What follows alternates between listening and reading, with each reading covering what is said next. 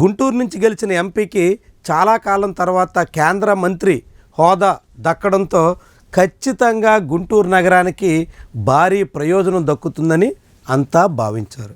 అందులోనూ డాక్టర్ పెమ్మసాని చంద్రశేఖర్ లాంటి ఉన్నత విద్యావంతుడు కేంద్ర సహాయ మంత్రిగా బాధ్యతలు స్వీకరించడంతో ఖచ్చితంగా అది గుంటూరుకు ఉపయోగపడుతుంది అనే అంచనా వేశారు.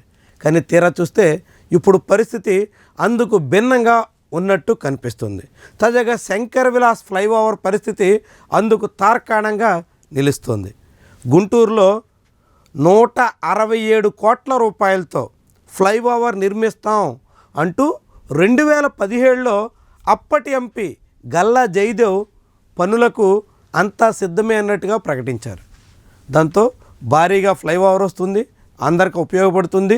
తూర్పు పశ్చిమ గుంటూరు నగరాలని కలుపుతూ ప్రధానమైనటువంటి ఫ్లైఓవర్గా కొత్త ఫ్లైఓవర్ ఉపయోగపడుతుంది అని అంతా లెక్కలేస్తారు. కానీ తీరా చూస్తే 2017 నుంచి 2025 వరకు ఆ ఫ్లైఓవర్కి మోక్షం కలిగిన దాఖలాలు లేవు. దాంతో గుంటూరు వాసులు నిరాశతో ఉన్నారు. తక్షణమే శంకర్ విలాస్ ఫ్లైఓవర్ పూర్తి చేయాలని, ఎప్పుడో నిర్మించినటువంటి పూర్వపు వంతెన స్థానంలో ఖచ్చితంగా ఫ్లైఓవర్ వస్తే చాలా ఉపయోగపడుతుందని అంతా భావించారు. కానీ తీరా చూస్తే ఇప్పుడు పెమ్మసాని చంద్రశేఖర్ కేంద్ర సహాయ మంత్రిగా ఉండి ఫ్లైఓవర్ వ్యవహారాన్ని పక్కన పెట్టేశారు.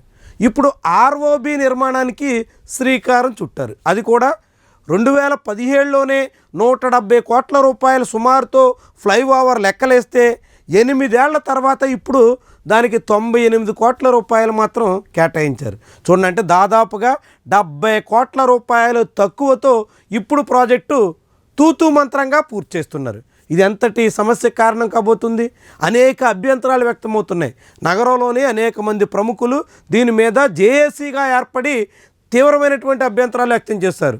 2017లోనే ఫ్లైఓవర్ ప్రపోజల్ చేస్తే ఇప్పుడు దాన్ని పక్కన పెట్టి ఈ ఎంపీ ఆర్ఓబిగా మార్చడం ఏంటి అనేటువంటి డిమాండ్ చేస్తున్నారు. ముఖ్యంగా కేంద్ర ప్రభుత్వ సేతుబంధన్ పథకంలో భాగంగా బాపట్ల, చీరాల ఇలాంటి ప్రాంతాల్లో నిర్మిస్తున్నటువంటి ఆర్ఓబిల స్థాయిలో గుంటూరు నగరంలో కూడా ఒక చిన్న వంతెన నిర్మించేసి చేతులు దులిపేసుకుందాం అనేటువంటి నిర్ణయానికి రావడం అన్నది ఏ మాత్రం తగదు అన్నట్టుగా చాలామందే చెప్పుకొస్తున్నారు. అంటే గుంటూరులో ఫ్లైఓవర్ కావాలని ప్రజలు ఆశిస్తుంటే ఫ్లైఓవర్ నిర్మిస్తామని ఎన్నికల నాడు ఇదే చంద్రశేఖర్ చెప్పినటువంటి మాటలకు భిన్నంగా ఇప్పుడు ఆర్ఓబితో సరిపెడుతున్నటువంటి వైనం నగరవాసుల్ని నిరాశపరుస్తోంది. భవిష్యత్తులో అమరావతి నగరానికి ముఖద్వారంగా ఉండబోయేటువంటి గుంటూరు నగరంలో ఫ్లైఓవర్ చాలా చాలా కీలకమైంది.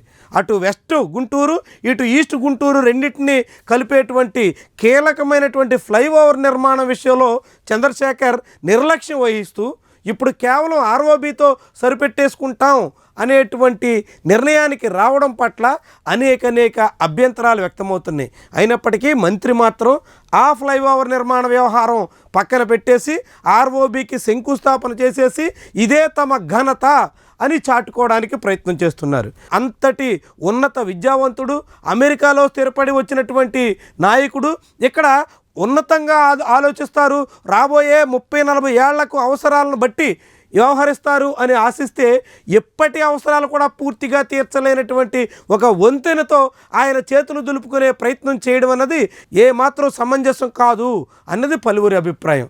రోజుకి 50,000 వాహనాలు అటు ఇటు ప్రయాణించేటువంటి చోట కేవలం ఆర్ఓబితో సరిపెడతారా అని చాలామందే ఇప్పుడు మంత్రి చంద్రశేఖర్ని ఎద్దేవా చేస్తున్నారు. అయినప్పటికీ మంత్రి మాత్రం అనేక అభ్యంతరాలు వచ్చినా వాటిని పక్కన పెట్టి ఆర్ఓబికి శంకుస్థాపన చేసినటువంటి వేళ ఆయన చేసినటువంటి కార్యక్రమం ద్వారా ఎటువంటి ప్రయోజనం లేకపోగా గుంటూరు నగరానికి నష్టం చేస్తున్నారు.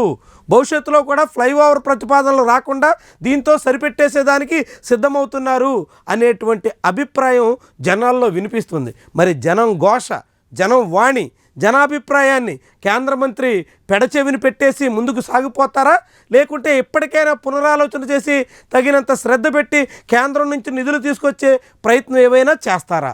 చూడాలి మరి.